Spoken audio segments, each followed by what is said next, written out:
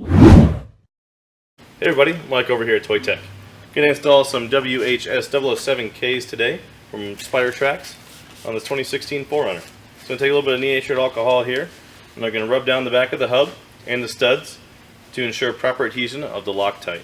So I've already done it a little bit before, so we're going to go ahead and put that Loctite on there. Apply a decent amount on the threads here, where the nut would sit, which is about 3/4 of the way out on the stud.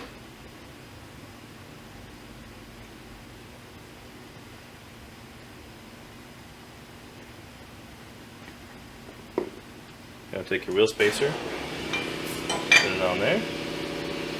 These nuts are a 19 mil, so it's ideal to get a socket that you can seat them in. That way you can start spinning them on there. Do them all by hand first, don't use an impact. So you want to make sure they're all seating the same.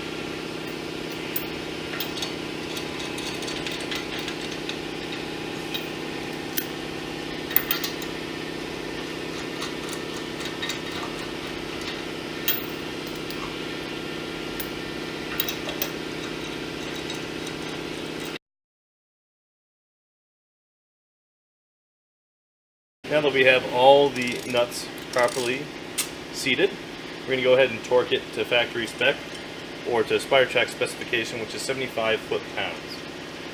If you don't have somebody to help you out inside the car and apply the brakes for you, you can actually apply a pick into the rotor, so as you tighten them, it has something to rest against, so you can, instead of torquing against the transmission. So go ahead, do your typical start pattern like you would on a wheel.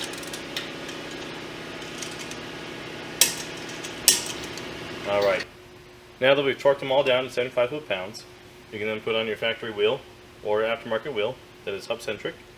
And we're going to go ahead, and these are going to get torqued to whatever your factory specification is, which is usually about 75 to 85, depending on your vehicle. And that's how you install a WHS-007K.